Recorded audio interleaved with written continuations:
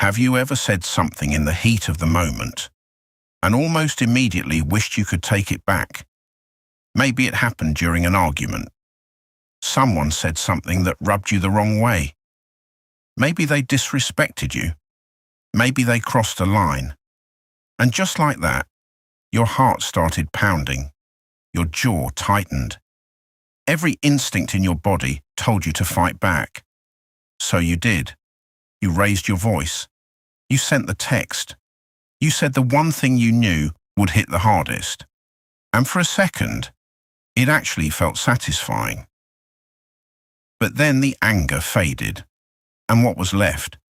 Regret. A damaged relationship. A conversation you wish had gone differently.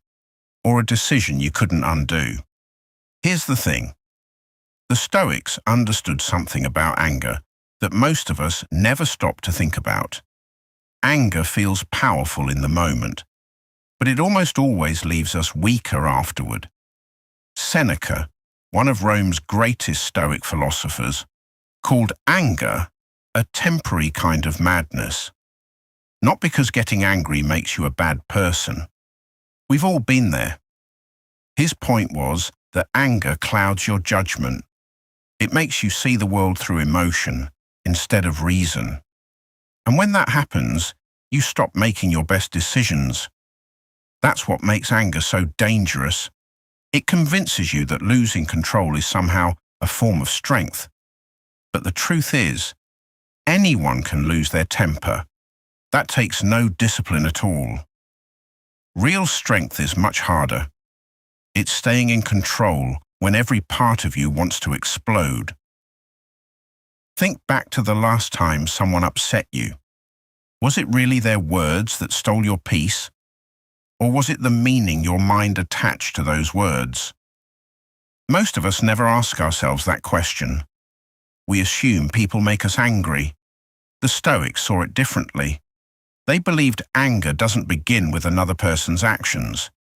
It begins with our judgment of those actions. That's a small shift, but it changes everything. Because if other people control your emotions, then they'll always control your peace. But if your interpretation creates your emotions, you have far more power than you realize. Marcus Aurelius reminded himself of this every single morning. Before his day even began, he expected to meet difficult people. People who were impatient, selfish, dishonest, arrogant, unreasonable. Not because he was negative, but because he understood human nature. So when those people eventually showed up, he wasn't shocked. He wasn't caught off guard. And because he expected it, he didn't allow it to control him. Just think about how different your day would feel if you expected a few inconveniences instead of expecting everything to go perfectly. Traffic wouldn't ruin your morning. A rude comment wouldn't destroy your mood. An unexpected delay wouldn't feel like a personal attack. It would simply be another part of life. Because that's exactly what it is. Life is unpredictable. And here's where Seneca takes the lesson even further. He explains that anger doesn't appear out of nowhere. It builds. First, something happens. Then your mind creates a story about what happened. After that comes the emotional reaction, and if you keep feeding it, eventually it turns into rage.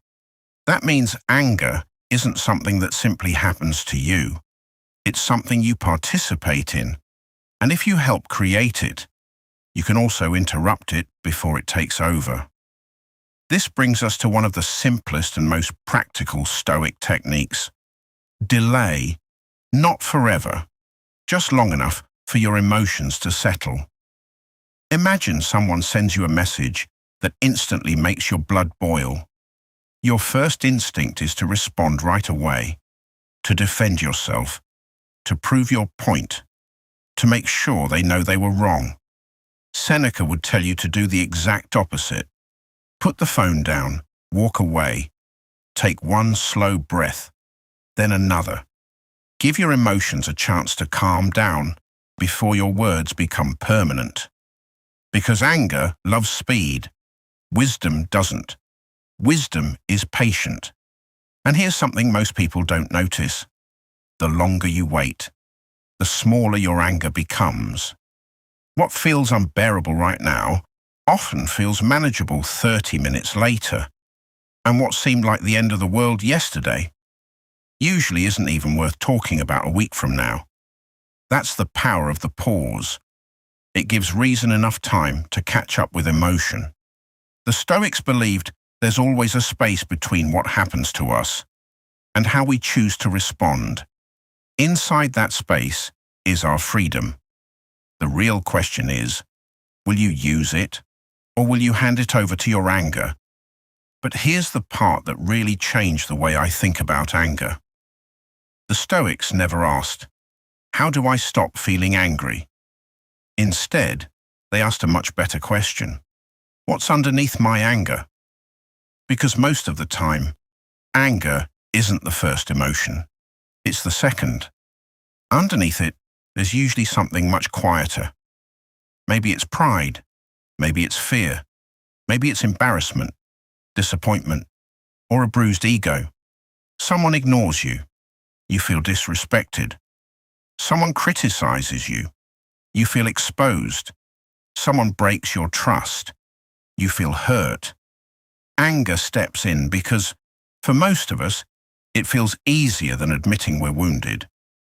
But the Stoics believed real wisdom begins the moment you're honest with yourself. Because once you understand what's really driving your anger, you stop fighting the wrong battle. Imagine someone cuts you off in traffic. Your grip tightens on the steering wheel. Your heart starts racing. Your first thought is probably, seriously, what's wrong with this person?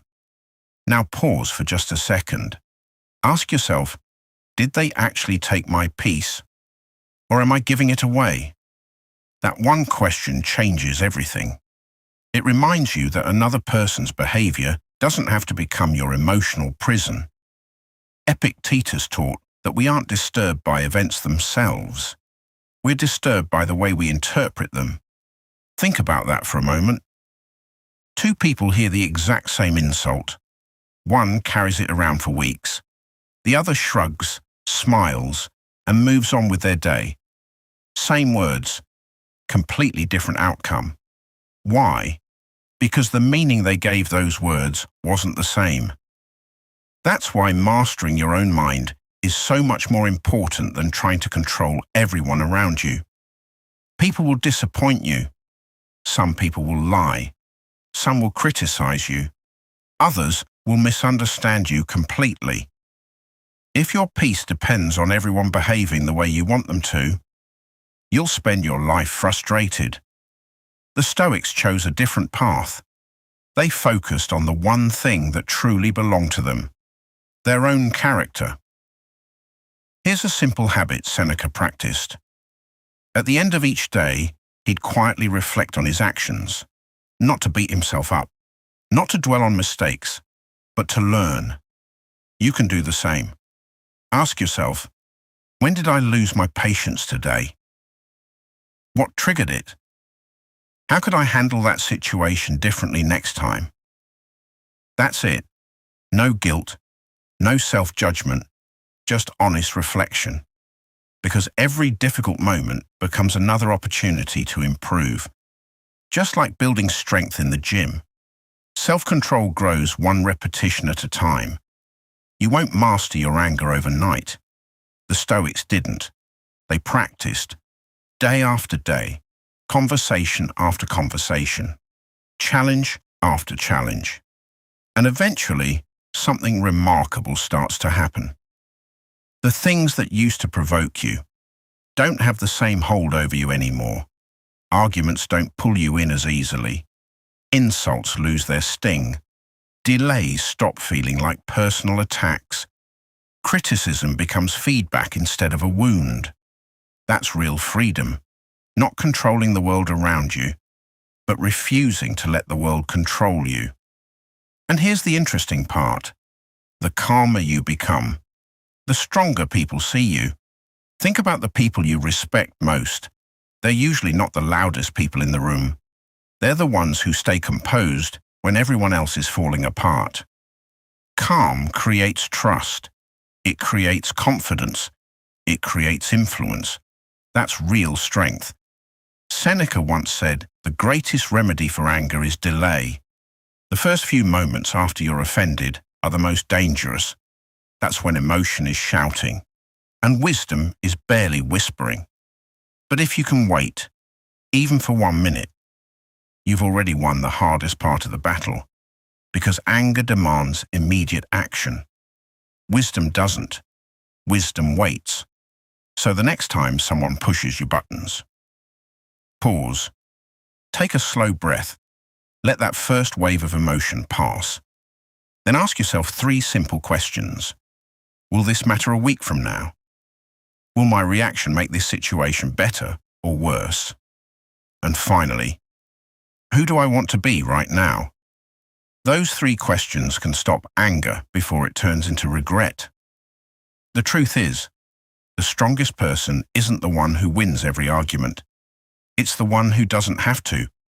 Real victory isn't proving someone else wrong. It's refusing to let someone else's actions decide your character. That's the lesson Seneca left behind. It's the lesson Marcus Aurelius practiced. And maybe it's the lesson our world needs now more than ever. Because we live in a time that rewards outrage, rewards quick reactions, rewards people for losing control. The Stoics chose something different. They chose clarity over chaos, patience over impulse, reason over anger. And that's why their wisdom has lasted for more than 2,000 years. If this message resonated with you, consider subscribing for more timeless Stoic wisdom to help you build resilience, discipline, confidence, and lasting inner peace. And remember, you can't always control what people say. You can't always control what people do. But you can always choose whether you'll let them control your peace. And that's a kind of freedom no one can ever take from you.